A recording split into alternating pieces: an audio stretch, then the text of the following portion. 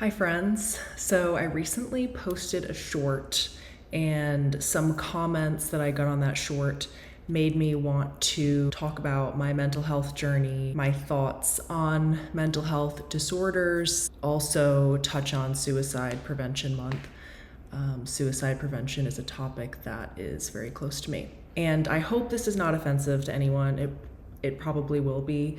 If you are offended and you'd like to discuss, please comment below and I would love to have an open dialogue. I feel like a lot of people nowadays use their mental health diagnoses as an excuse to not live the life they want, and they let it define them. And while that is okay, everyone can do what they want to do, I don't think it's the only way. And of course, there are varying types of mental health disorders.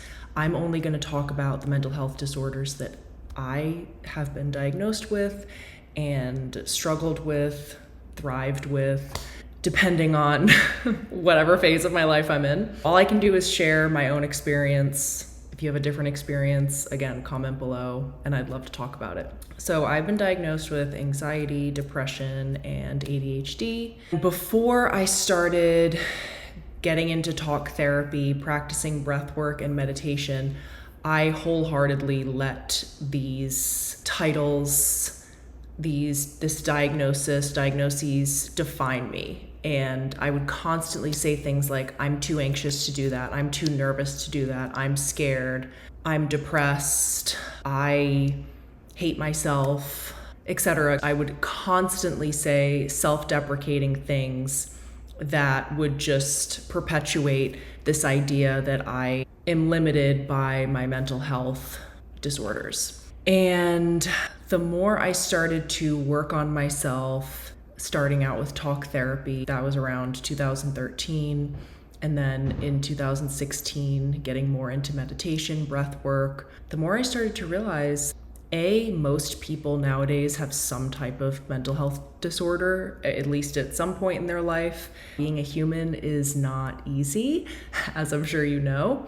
And there are tons of people who have been diagnosed with varying disorders who have accomplished a shit ton. And I am proud to say I'm one of those people. I feel like I have faced my fears and put myself in so many uncomfortable situations throughout my life. As soon as I realized I have so much more power than I give myself credit for, and as soon as I realized I can, to an extent, manage and control these anxious and depressive episodes, the ADHD, through different holistic tools. I do have a ADHD medication prescription and I do use that from time to time, but I'm definitely not reliant on it. No judgment, just being fully transparent here. And where was I? Oh, ADHD. So yeah, if you are someone, and I've noticed this more, especially with the younger generations, if you are someone who is constantly saying, oh, I can't do that because I have anxiety, I can't do that because I have depression, I can't do that with my ADHD, I get it. I've been there. And you are so much more powerful than you realize. And there are options for you. There is help. There are different therapies. If you've tried everything and you are just like, this is where I'm at, again, not here to judge, not here to tell anyone how to live their life. That is your experience and that is valid. But if you are, let's say, relatively new to these diagnoses, you've never tried therapy, you've never tried breath work, you've never tried meditation, or anything in the holistic realm, this message is more so for you, that there are options. And even though it may feel like looking into those options is the last thing you want to do and you're just tired and stressed and depressed, you don't know how to get out of it, I feel for you.